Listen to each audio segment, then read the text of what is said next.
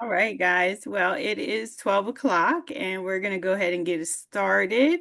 Thank you for joining us. My name is Mary Andrews. I'm the Associate Director for the Parent Information Center. And today we have the next part of our series with the Center for Disability Studies over at the University of Delaware. Today we will be talking about positive behavior interventions and supports, also known as PBIS, at home. And I would like to introduce Miss Debbie Boyer and Christy Fry, who will be presenting for us today. Thanks so much, Mary. Mhm. So yeah, as Mary said, I work for the Center for Disability Studies at UD, and I am an associate director here at the center overseeing all of our school age projects.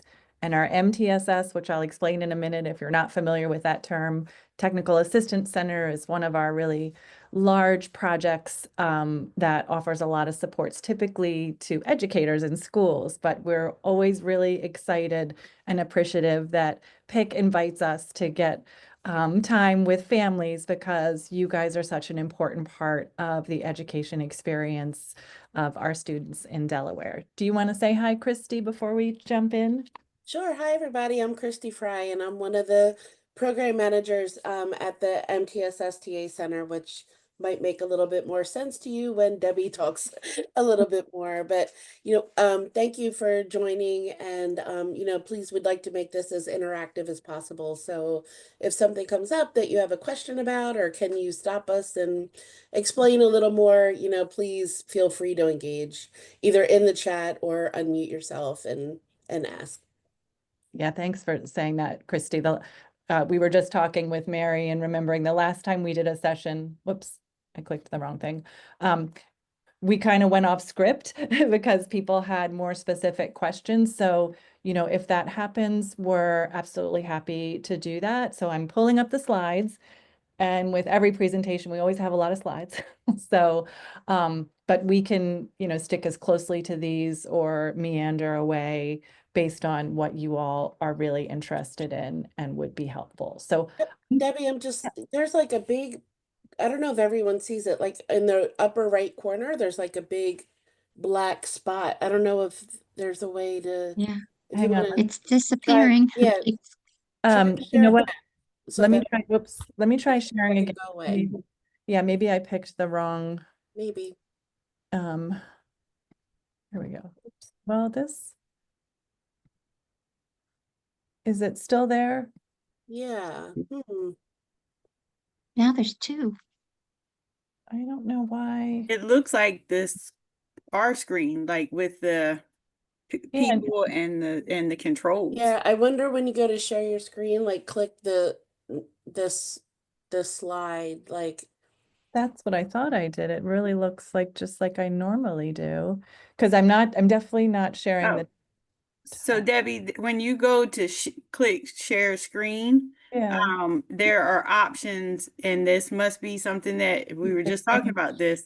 There's options for layouts on the right-hand side. Maybe I think you might have Maybe hit. I hit the wrong one. Yeah. Wow. Okay. I don't even know what these all are. I don't want to call it. No.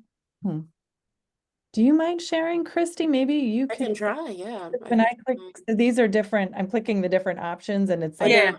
it's It's putting my changing your background. yeah. I was like, I don't want that. That doesn't look good. See what how Let's see. it looks. Thanks for being flexible, you guys. Yeah, sorry, technical difficulties. Let's see. And I just did a presentation last week, and I'm doing the How's same. that? Is that better? Oh, Yes. perfect. Okay. Perfect.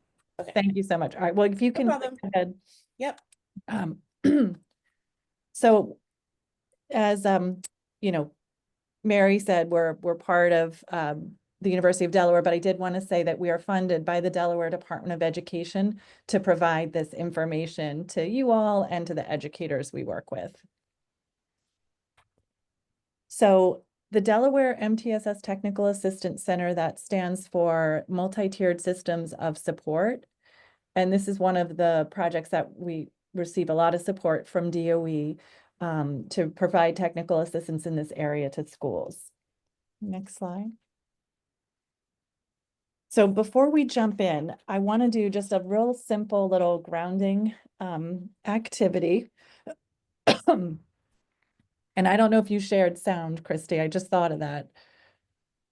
Oh, do you want to do the survey real quick, Mary, before we do, or while we're doing this? So you can do this survey. This is just a simple 1-minute breathing activity. So Mary popped up a survey for us to kind of see what you already know about this. And then while that's, you could do that, and then we'll do this very brief calming activity before we start diving into the content.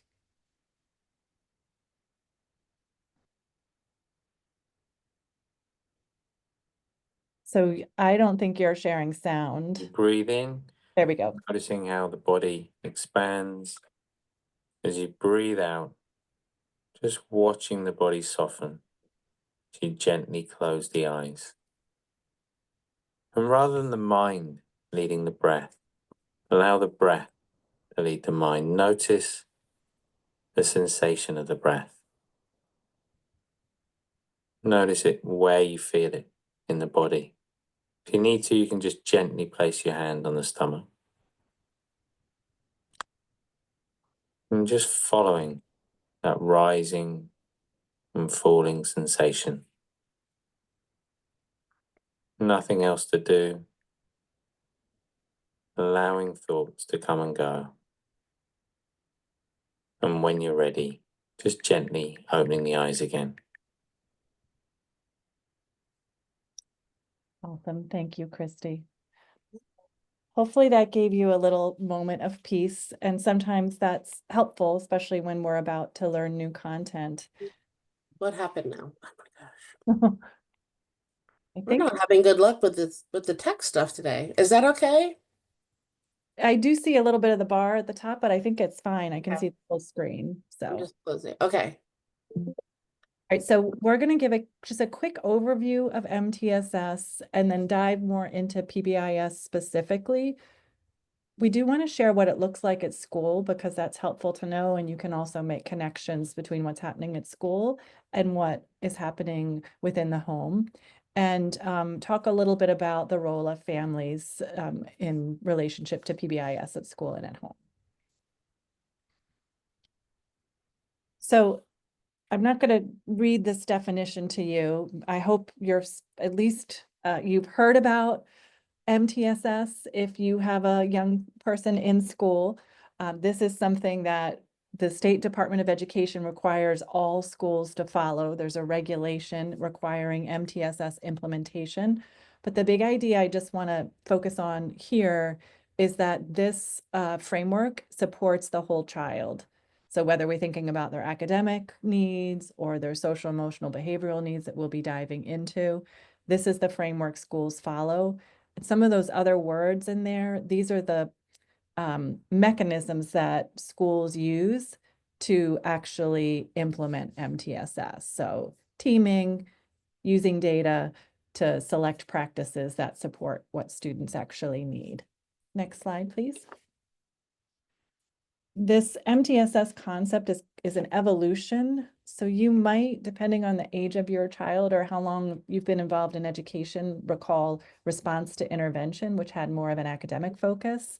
And then, of course, positive behavior interventions and supports have that social, emotional, behavioral focus. So within our MTSS approach in Delaware, we brought the two together to provide that whole child support. Next slide. So this just explains some of that background that I talked about. You don't need to worry too much about this, but the big idea was that understanding response to intervention was really about identifying what strengths and needs students had in the academic context, whereas PBIS is really looking at what are the strengths and needs for students related to their social, emotional, and behavioral skills. We like to think of MTSS as an umbrella. As I said, it's a framework. And this umbrella allows for us to pull together multiple specific strategies or programs within that integrated framework. So you may hear that your school, for example, was implementing trauma-informed practices, or universal design for learning, or how are they teaching literacy to all kids, or mathematics. And that MTSS framework organizes how they support students in all of these different areas in an intentional way. And we'll walk through this specifically with PBIS so that you can see what this actually looks like in real life.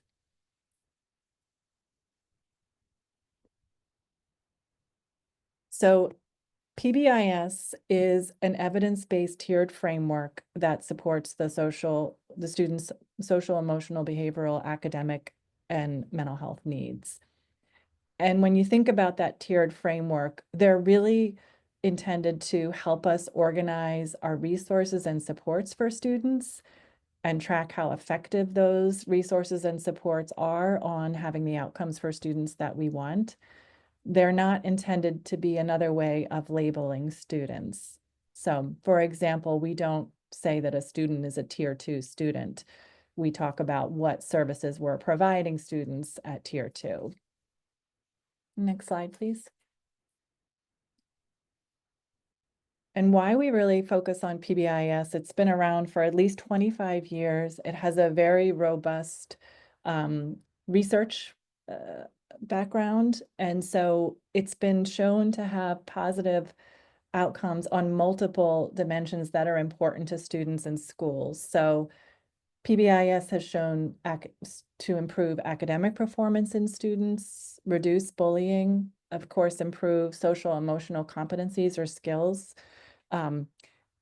specifically to improve academic and social outcomes for students with disabilities. It is a whole school initiative, so it's meant for all kids, but some of the additional supports particularly are impactful for students with disabilities.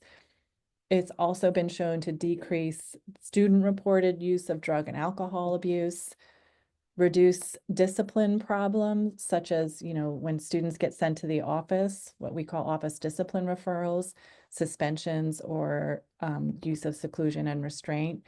And it's not only helping the young people in schools, it actually has an impact on the educators. So there are several improved outcomes for teachers, including how effective or competent they feel as a teacher, the overall school climate of the school, and their perceptions of school safety. So what does this look like in school?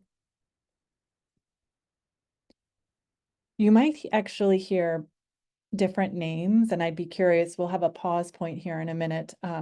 If you've heard your school talk about having a PBIS program or PBS program, or maybe they've talked about having a social emotional learning program, or they're focused on mental health literacy.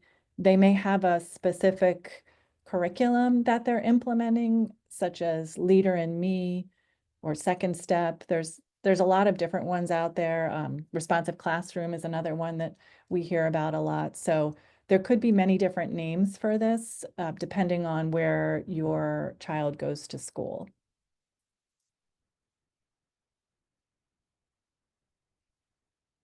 Next slide. And schools that are implementing PBIS with fidelity, meaning they're actually implementing it the way that's intended, have several key practices in place that make it truly PBIS. So you may have heard your school talk about using a universal screening tool or received information about that. So that is a strategy that we use, what schools use, to see what are the social, emotional, behavioral needs of students in our building.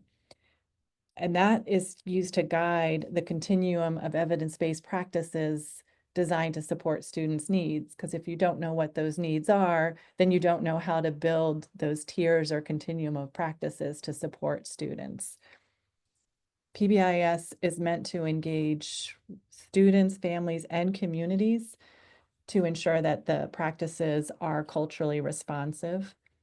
And it's really, all of these activities are driven by a leadership team at the building. So it's not like one person's idea or program, but there's a team made up of multiple stakeholders from the school that are really guiding these efforts. And that team is really looking at how effective are these practices that we decided to put in place? What other professional learning or coaching do our educators need to better support student needs? And always using data to see what those needs are and monitor the student's progress.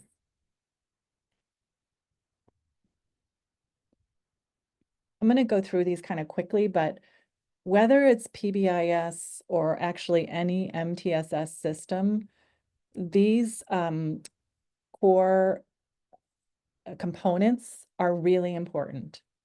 So if you click the next slide, Christy, click the button, the equity at the center, this is really being intentional that when we're creating a school-wide system, we're making sure that it's supporting all students in the building. So we don't want to have a behavior intervention, behavior strategies that only help one group of students. We want to have a system that is actually effective for all of our students. Just in the same way you wouldn't want to have one approach to teaching math, for example, that's only helping one group of students, but all the other students are being left behind. So we're really thinking about equity when we talk about the implementation of PBIS or any MTSS framework. Next slide. The systems here refers to that teaming approach that I mentioned and the professional learning. So sometimes in schools, educators will have to go to like a professional learning session and they'll say, oh, learn this new thing, but then there's no ongoing support for the use of that practice. So one of the big ideas within PBIS is that before we expect teachers or anyone to implement a new practice, we have to think about what are the systems in place that are actually going to support the use of that practice so that it has the intended outcomes that we want. Next slide, please. And we're not going to know that it has the outcomes that we want if we're not using data to understand the needs and to track and monitor the impact of those practices on students. And that's really that the practices, I think, is where most people tend to focus. So that's really looking at what are those components that you want every classroom in your school and every setting in the school to be following so that we know that we're helping students with their social, emotional, behavioral needs. And if you do all that together, then you should have the outcomes, the desired outcomes that you want. These may be things like less office referrals, like I mentioned. Schools often use school climate surveys. I'd be really curious to hear if you guys received a school climate survey from your school, which is another way for them to track, what's families' perception of the school. We actually run that school climate survey for the state. And not only do families contribute to it, students participate in the survey and the educators. So you get a chance to look at what are those different perspectives on the school climate in that building, and are there areas that we need to address because maybe a concern comes up, and then there are other areas we need to celebrate because there's something that we can see families are really, for example, responding to the great relationships between teachers and students in the school, for example. So we really want to think about with the outcomes, what's important to each of our communities. So not just what the educators think are important, but what do families think are important outcomes, and what do students think are important outcomes to have a positive school environment. So next slide, we now have a little pause point, and maybe if you want, Christy, take the screen down. I just want to see. So I know that was a lot of kind of words and hopefully not too jargony, but I'm curious if you have heard if your school has a PBS or PBIS program, or you've heard your school talk about MTSS, if they provided you information. Has anyone received information about PBIS or MTSS from the school?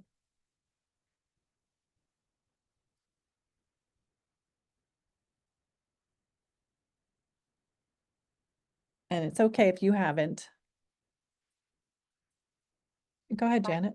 I'm a grandmother, Yeah. and my daughter is working, and she's probably heard of these things, but Oh, she asked me to sit in and pick up anything I could to relate to her. So oh. I haven't personally, I don't know the systems they're using. Well, thank you so much for sharing that, and what a wonderful grandmother you are and Oh, mom thank you. here to Thank you. support your family. So we're really glad you're here. And Shannon and Lauren, if you want to share, that's fine. If not, you can put in the chat, you can share verbally, but we can continue with the presentation. I just want to make sure you feel comfortable. If there's anything you'd like to share, I'm always curious to hear about what families are hearing about these things, because we typically present to teachers. So I don't always get to hear what information is getting shared with the families, and that is very important. So the best visual to explain MTSS and PBIS is the triangle. In the session that we had last month, oh, thanks, Shannon, I appreciate that. And I'm sorry that you haven't heard of them. So this is, we will at the end have a series of questions you can ask your school about these things to see what they are doing in this regard.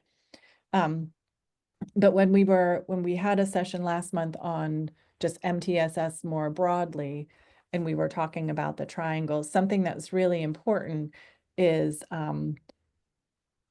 this idea that you may have heard of it from public health, is that it's a prevention approach. So when you think about public health, we do certain things to maintain a healthy state, like we all have annual checkups, for example. But some of us maybe we have a medical condition and we have to have a little extra, check-ins. My youngest child has Crohn's disease, so she had to have, from a young age, colonoscopies, every so often, more than the average person, where typically in a universal health practice, you wouldn't be doing that until you were of a certain age. And then some people need even more intensive medical interventions. It doesn't mean that my child wasn't still getting regular checkups. So this idea of layered systems is that we all have access to whatever that universal health approach is. And here in this case, it's our universal way of supporting the social, emotional, behavioral needs of students. And then if kids need more, we layer on additional supports, but we don't take away those universal things that are happening in the school and the classroom. So that layered idea is an important component of PBIS and MTSS. And thanks, Lauren. I see you also shared your son hasn't been registered to a school yet. So hopefully that will be shared with you when your son is part of the school. Next slide, please. So with that first layer and you can't see it in this visual, but imagine that green is going all the way through to the top underneath the yellow and red. This is where we're thinking about what is being done to create classroom expectations for all students and teaching those to every student. And I'll dive into a little later, how we encourage expected behavior and foster strong family school partnerships. But those are all wonderful tier 1 practices that we want all schools to do with all students. Next slide. So then, in my example with a medical model, some students, even if we're doing great proactive strategies in the classroom, they might need a little bit more behavior support. So we call this tier 2. And so these students might need some additional instructions, for example, in social skills.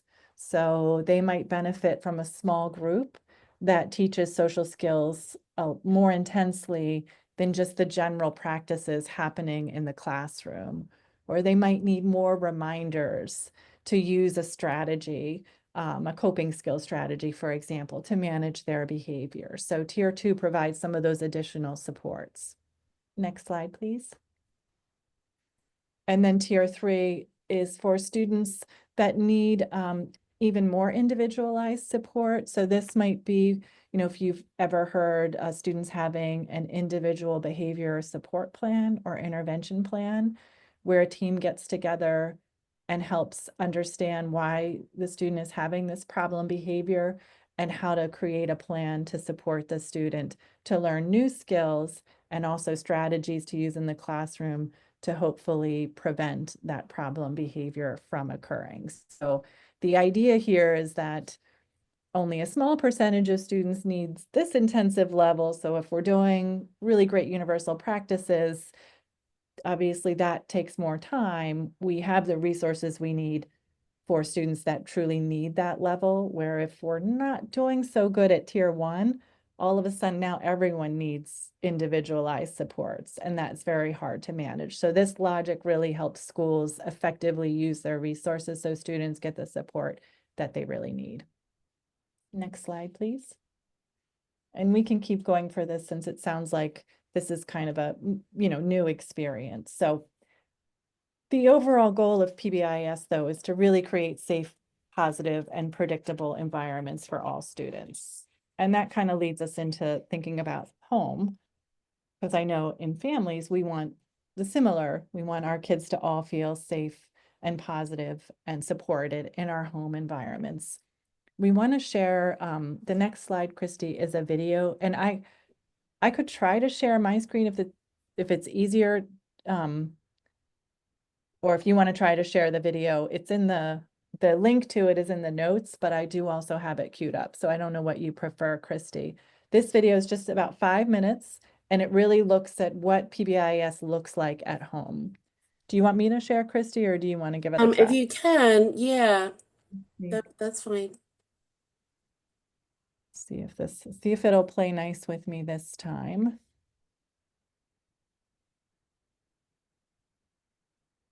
And I think I can move my face off the screen so you could at least see it if it doesn't work. Okay. Does that look okay? If I move? Yeah, I mean, yeah, that's better. Now it's just in the corner. So, okay, I think it'll be okay. Thank you. Sure. Positive behavior support is an effective, evidence-based approach for children of all ages and those with and without disabilities. Good job. It promotes a proactive approach to create, teach, and reinforce family-wide expectations and routines to prevent challenging behavior and support positive communication and relationships in the home. Would you please pass the potatoes? Thank you. You're welcome. The foundation of this 3-tiered approach is teaching children clear expectations and setting up predictable routines. This approach emphasizes a continuum of behavior support, taking into consideration the unique needs of each family member. The family works together to identify what behaviors are acceptable and unacceptable at home. So these are our home rules. They're be safe. This can be as simple as making a list of home rules that align with any expectations for behavior at school. House, put things where they belong. Okay. Families should proactively teach and support these expectations with daily routines. Hey, thanks for cleaning your dishes and putting them in the dishwasher. I really appreciate it. You're welcome. Positive behavior support can be as simple as noticing positive behavior and saying something about it. What are you working on? We have to make a presentation in science next week. I'm making a glider for mine. Looks like you're working really hard on that. Good job, kiddo. Thanks, Dad. Giving encouragement doesn't just make children feel good. It's also the most effective way to teach positive behavior. Good job, buddy. Children also benefit from predictable routines. Routines provide stability and teach children the life skills they need to be independent and successful. A family can be proactive in this by modeling and teaching routines like chores, homework, and bedtime. So here are the steps in your bedtime routine. Take a bath, brush your teeth, put on your PJs, put your clothes out for the next day, and in bed by 8:15. And if you follow all these steps, you get 10 minutes of extra story time. Okay. The foundation of positive behavior support creates a positive home environment where children know what the expectations and routines are. We finished all the steps, and it's before 8:15, so now you get 10 minutes of extra story time. Which book do you want to read? When challenging behavior happens, even when good, proactive, and reinforcement strategies are part of the plan, the positive behavior support approach guides parents to respond in ways that offer to help the child get back on track by using positive behavior, or taking a break away from the situation and avoiding power struggles. What happened? It slipped out of my hand. Positive behavior support emphasizes teaching better behavior even in difficult moments and diffusing conflicts before they escalate. It's all right. It's just a glass. I'll help you clean it up. For most children, this works, but some families or family members need more support and interventions. Hey, this is if known you need as a break, Tier 2. you can use your words nicely to ask me. It's important for the family to reflect and discuss what might be the need behind the behavior. Is the child trying to get attention from a parent? Avoid a task? Trying to get access to screen time? But there will still be some families or family members who need more intensive interventions at home. Tier 3 is where function-based, comprehensive, individualized supports are necessary. Families at this point will likely coordinate with professionals like board-certified behavior analysts to do a functional behavior assessment and then create a positive behavior support plan to implement in the home. An FBA helps to understand the purpose or function of a challenging behavior. This collaborative process will include assessment of the problem behavior across settings, for example, problems getting out the door calmly in the morning or challenges at bedtime. Identify replacement behaviors, like trying to determine if the child is trying to get something like attention or avoiding bedtime or homework. Comprehensive interventions to prevent and address challenging behavior, such as providing choices, learning breathing strategies, or a social story for bedtime. And data-based decision tools to track how long a tantrum lasts or how many times they use their words to ask for help. These tools are used to determine the effectiveness of the plan. There are many types of approaches to using positive behavior support in home, school, and community settings. It's important to find the type of implementation that works best for your family and supports the needs and well-being of all involved.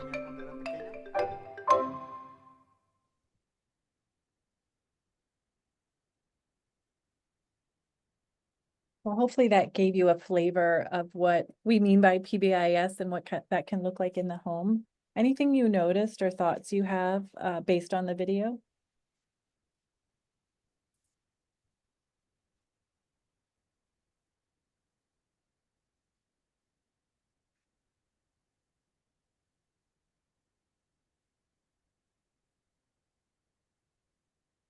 One thing that I don't know if you guys, if this popped out for you, but it's something that I struggle with sometimes. I think a lot of people do.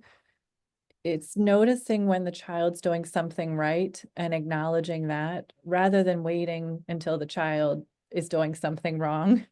So we talk about this a lot in schools. You know, you could have a classroom of 25 students and our attention immediately goes to the child who's misbehaving. And we don't spend time acknowledging all the kids who are doing the right thing. And I'm not sure if this is kind of how we're socialized to sort of see what's wrong instead of first seeing what's right.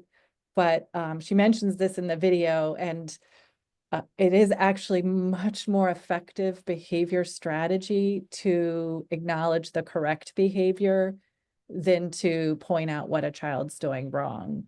But like I said, even myself at home, sometimes with my own kids when they were young, you know, I would struggle to remember to point out what they were doing correctly. So I think it's a simple concept, but in my experience, sometimes that's hard to do. I don't know, Christy, if you ever felt like that in the classroom or with your own kids, but it's easier said than done. I'm just acknowledging Oh, it that. is. Yeah, but I mean, as a classroom teacher, we really spent a lot of time all through, September, October, like just reviewing the expectations every single day and really making sure that everyone was clear on what it looked like to walk to the bathroom, to, to walk to lunch. When you're in the bathroom, what is appropriate and what is not. When you're on the school bus, every section of our school had we reviewed, what it looks like when we talk about expectations and roles and responsibilities of the students and of the teachers. And it's just really important. And we didn't just do it in September, we did it throughout. And it's just like parenting, you have to do it, often. And sometimes you have to go back and review it. And, it's the same idea. Just I had to do it with 30 of my kids rather than just my two children at home. So But yeah. it was thanks for sharing that. You guys invested in that to support the positive behavior. Were you going to share something, Janet? I was just going to say that all those things are really great. And I can see them working in my household. However, sometimes, for whatever reason, something knocks him off balance and nothing works. And it's such a setback that it becomes disheartening. But nothing that was said isn't brilliant. I mean, it does work, I know, but maybe not forever. Exactly. Well, and really that's why the triangle has 3 tiers, right? So we know that some children are going to need more. These are great strategies and they'll help many kids most of the time, but they're not going to be enough all of the time, kind of just the reality. It doesn't make it easier, but I think sort of knowing that, sometimes there's more supports that need to occur. We can't always change that for a variety of, yeah. I mean, there are more specific things. This session is really intended to be more of those general things. But in the video, they were talking about when a child needs a little bit more support, really trying to understand when those things happen, like what are maybe the things, like I think you said sometimes it just happens, it gets kind of knocked off balance or, Yeah. you really helping to try to figure out, can we see, are there anything happening when that happens? Like really looking at what maybe is precipitating that and how can we change that? And sometimes you can't, right? Sometimes it is what it is, and just giving the child space to have that moment. Yeah. And then And I can say too, coming from a teacher standpoint, when I had students with some emotional needs, and there were some days where they, like you said, they were just off balance. Something was just definitely off. And we just always felt that it was very, from the teacher standpoint, to be consistent, and to provide the student what they needed at that time to kind of get through the day, but not changing our expectations or our responsibilities, for as the teacher, I'm here to support you. What do you need? And I will help you meet my expectations, but my expectations aren't changing because as the teacher, I felt that the minute my expectations changed, they picked up on it right away and they knew, oh, I got her, like I can get over on her, and so sometimes thinking, and my own children, right, sometimes that, mom versus dad thing that we had sometimes going on or whatever, we always had to make sure that we both had the same expectations of our kids and provided them the support when they needed it. And, just so you're right. Sometimes that something, as Debbie said, either you can put your finger on it or you can't. But, just staying, keeping those expectations, as true as possible that we can. So, and it's hard. It is so hard. I understand. all right, well, speaking of expectations, you want to bring back the slide Yes, I do. Yeah, I can share. and see if, as we go through these, if you have other thoughts or questions, please feel free to jump in. So, I think to the extent that we can have the routines like the video talked about, and Christy was talking about how much time they would spend on that at the start of the school year, you're at least creating that foundation of predictability for kids that often minimizes the likelihood of problem behavior. You could, align home and school routines, although obviously home's going to look different in many contexts because your expectations at home are different. If you go to the next slide, Christy, there's an example of what routines might look like at an elementary school level or for our older kids at like middle or high school, secondary level. These come from a resource there's a national PBIS website, just pbis.org. And they created this supporting families at home in 2020. So if you think about that, this was actually designed when we were all remote learning. So they came out with these resources to really support families when students were learning, exclusively from home. So you'll see it has some references to virtual or distance learning.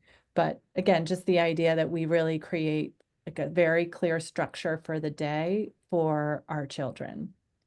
Next slide.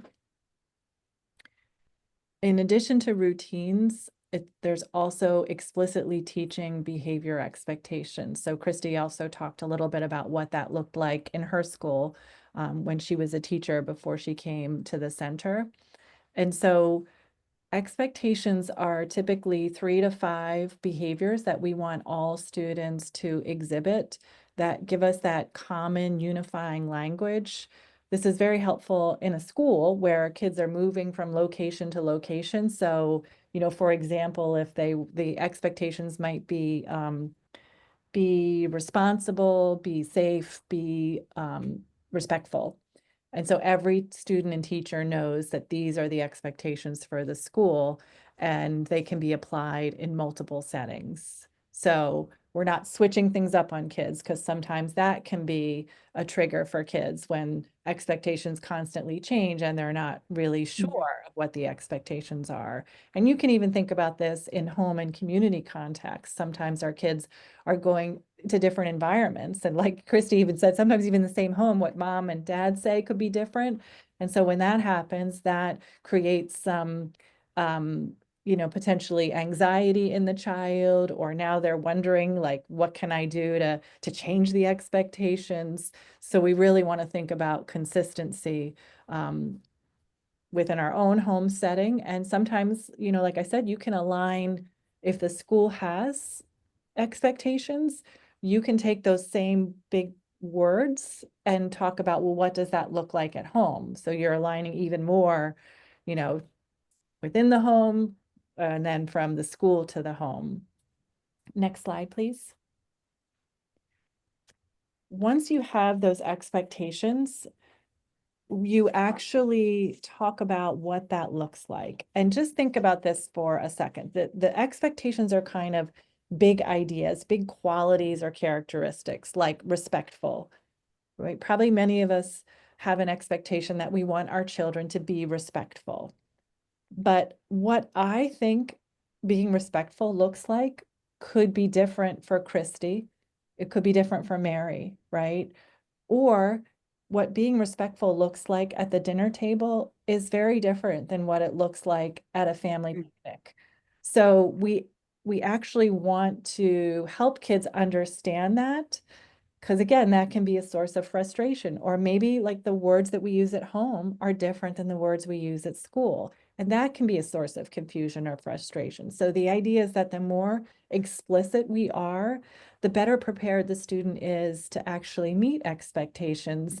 And we're not just, assuming. Like sometimes teachers will say, well, especially like teachers of older kids, well, they should know what it looks like to be respectful in my classroom, and I love this when that happens with teachers. They'll say, okay, everybody define respect for me, write it down on a piece of paper, but don't share it. And then when they read it out, it's like, oh, we actually have different ways that we talk about what that looks like. It's like, well, if you all as adults aren't even 100% exactly the same, how do we expect our students to pick up on those nuances and differences, especially if they're a student who has more support needs. We also want to make sure that when we're thinking about what it looks like, we're saying it in positive words. So another thing I love to say is if you write out your rules, you say no running, no hitting, no yelling, no screaming. What does the child see? How does that help the child? What did you say, Mary? I saw your that they can't do anything. right. It doesn't tell, Basically. yeah, it doesn't tell them what they can do. So it'd be better to say, walk, use inside voice, actually state what it is you want to see the child do, and that gives them some clarity. It also is like, oh, now I just listed run, yell, hit, scream. Like, that's also just focusing on the wrong thing. And of course, we want to put it in words that the children will understand, and that it is something they can do in that context all the time. Next slide, please. So this is just an example of what this would look like in school, maybe versus home. So if we take the be respectful example in the classroom, that might be raise your hand before speaking. At home at mealtime, that might mean being kind to family members during conversation and putting our dishes in the sink. So you would look at what are those different places in the home where I want to support my child to be able to be respectful, be responsible, and be safe. And, again, in the school example, you can see where we really would need to teach, and as Christy said, when she taught her kids what it looked like to be respectful in the classroom, well, when they moved to the cafeteria, that was a whole different place. So someone there needed to teach what does it look like to be respectful in the cafeteria, and then how are we respectful during dismissal time? Next slide, please. So if you were just making one for home, you could keep it really simple. These look different depending on the age of the child and the language that, is best for your child. But you could have a bedroom routine, a bathroom routine, maybe the family room. If there's multiple people in the house, how do you make sure everyone's sharing the television and taking care of their whatever snacks or things they bring into that shared space? Maybe you have a yard and you want to talk about what that looks like in that context. So this can be as differentiated to your context as is helpful. You don't have to have every room in your house on one of these. You might focus on a couple key areas where you feel like your child needs some additional structure and support, and really explicitly explain and teach what that looks like in those settings. And again, thinking about these are some more examples of how we could operationalize this with some of that clear, specific language about what it looks like to follow expectations in different settings. I mean, even the bathroom is on this one. I was always surprised how often schools said they really needed to focus on teaching expected bathroom behaviors. And Christy's nodding her head, and she was a middle school teacher. So not just for our littlest ones, but actually making sure she's like, oh yeah. You would be surprised, I'm sure. Yeah. So, and if we don't teach it, we can't expect it. So this makes sure everybody's really clear about what we want kids to do across multiple contexts. I also like this example because it kind of it includes some more social emotional. So there's this column for feelings. So this is another thing that, maybe you have a young person who has big feelings, right? And they come out, in different ways. We could actually teach kids, when we have feelings, the way we're respectful is we use our words to explain how we feel. And if we can't do that, we take a break. We take a break until we can come back. And maybe we really the one being helpful when the example for feelings, I explain to my sibling or adult why I'm upset. or I tell them, what they could do to help me from getting this upset again. It just gives a way to have a really explicit conversation about some of these things, and that it's totally normal to have feelings of being upset. We're not expecting children to never be upset or angry or hurt or frustrated. We're trying to give them strategies ahead of time, teach them ways to manage that so that when it occurs, if they're getting really upset, then we can say, remember when you're having big feelings, you can take a break. Do you want to go to, you know, wherever it is that they find relaxing? Do you want to go and take a break now? And then we can come back and talk about it. So it gives you like something you've talked about before the crisis is occurring, which makes it a little more likely that the student can say, oh, that's right, I can take a break. If you try to teach the student to take a break when they're already really upset, it's not going to work, right? They can't learn new information when they're in that more, agitated state. So we have to proactively teach these things so that they know what that looks like in the moment when they really need to use it.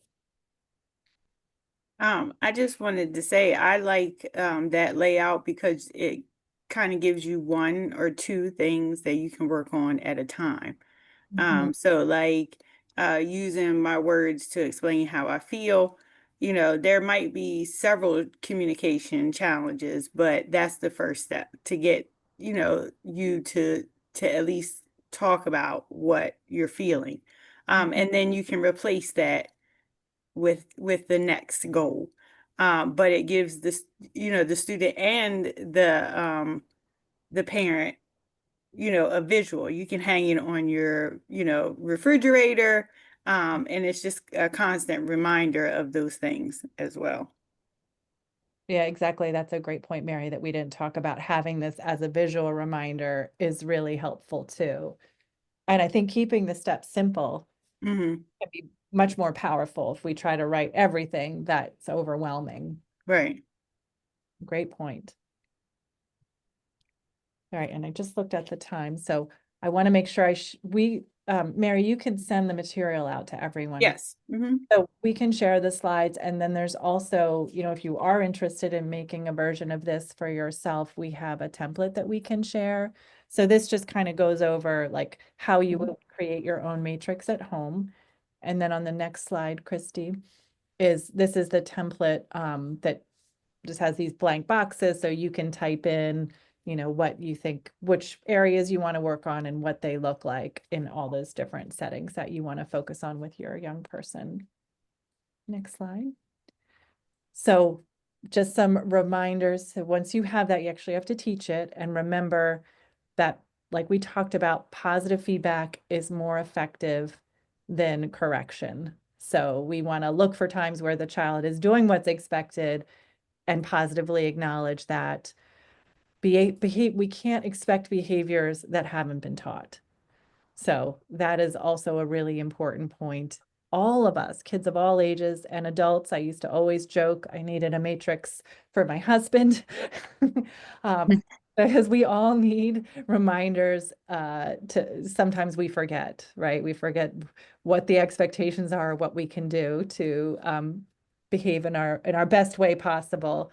And it is, most of us, we work for rewards, and I don't just mean it could be tangible or intangible, means like, an actual, your child might be getting a sticker or something like that, or, it's just the way that we positively acknowledge them. But all humans, whether they're little people or adults like us, we all respond to rewards and positive acknowledgement. That strengthens everyone's behavior.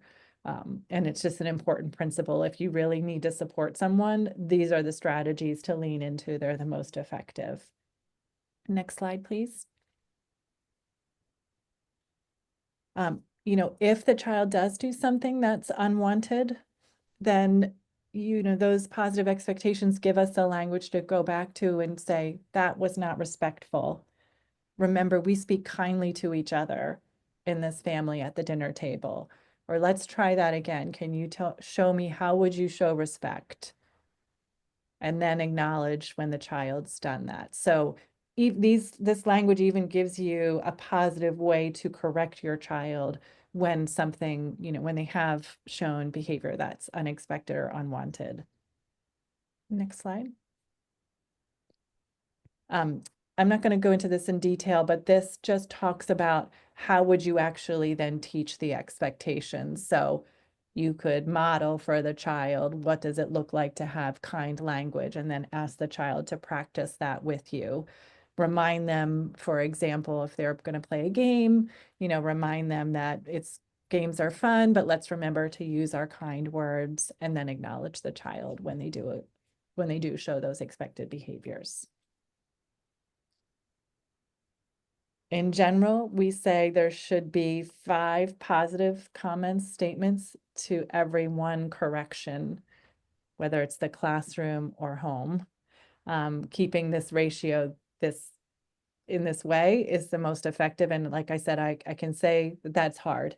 I think we are kind of wired to notice the negatives. So you might want to just sometime reflect, oh my gosh, how many positive things did I say versus how many corrections did I make today?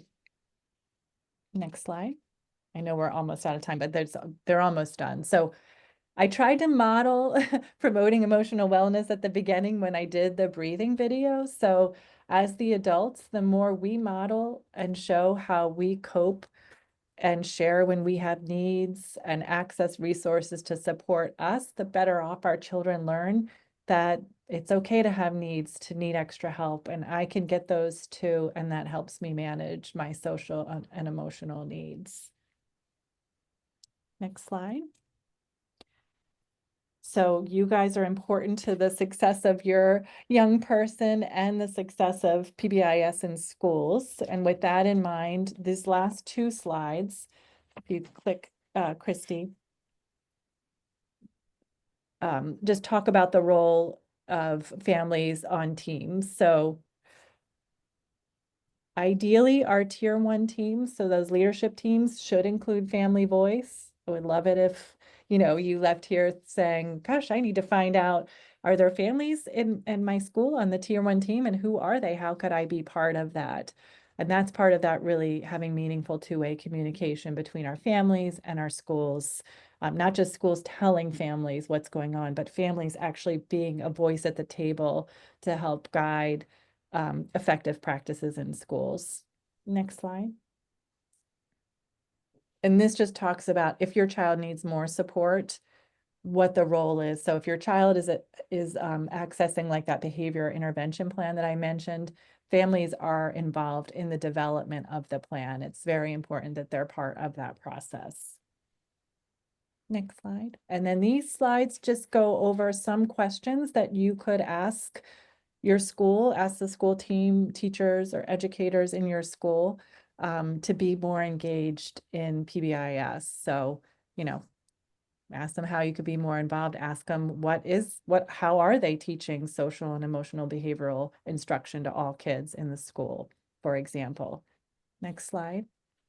And I mentioned, universal screening. So SEBs just stands for social, emotional, behavioral. Are they doing a screening with all kids? How often does that happen? And how do they decide what students need extra support? So just a couple of things you can ask.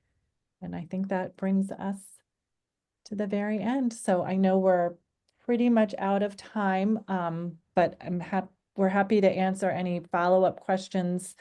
Or if you want to reach out by email, this email address will get to both Christy and I. And just say thank you again to Mary and Pick for having us here today. And thank you all for coming to the session today. We really appreciate it. Thank you guys for joining It's us. lovely. I just wanted to touch on a few things that were said. If your child is receiving any tiered supports or supports in school, you always want to make sure you understand how that's being measured or tracked.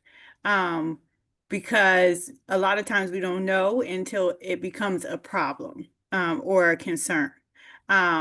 So asking these questions, I did drop the recording for the MTSS 101 that we did previously, as well as a resource from our website with questions to ask about MTSS to your school, because like Debbie said, you should be notified if your student is receiving these supports. However, that's not always the case. As well as some of these assessments and things that happen in the school, if they don't require parental consent, sometimes you don't know about it. So, ask those questions at parent-teacher conferences. If you notice that there are, your student is coming home and saying that, this incident happened, or you're getting phone calls, those are some resources you can ask. But you always want to make sure that whatever support is being given, it has an objective, and that it can be measured. Because just saying that you're providing this support, we want to be intentional about making sure that, there's progress. So, and just to reiterate the supporting the wins, you know especially for our younger students, that are already going through some challenges, navigating their emotions and being in school. Those positive encouraging words, they don't get a lot of that in school, and it's not intentional, but the teacher has 30 plus students, so they can't stop every time and say great job. So just working on that at home, just to make sure, as a reminder, is always awesome. But does anybody have any questions, anything they want to share? As always, the Parent Information Center is here if you have any questions. Also, we will send this information out to those of you who joined us. Miss Janet, we will send the link to the recording too. So if you want to send it to your daughter to listen. That'd be great. Thank you. Yep. And if you guys have any questions after this, I know it was a lot of information, please reach out to us. Okay, thank you. All I'm so right. sorry. I have to leave now, though. Okay, no problem. Okay. All right, guys. You guys enjoy Bye. the rest of your afternoon. You too. And we'll see you next time. Thank you. Thank you. Welcome.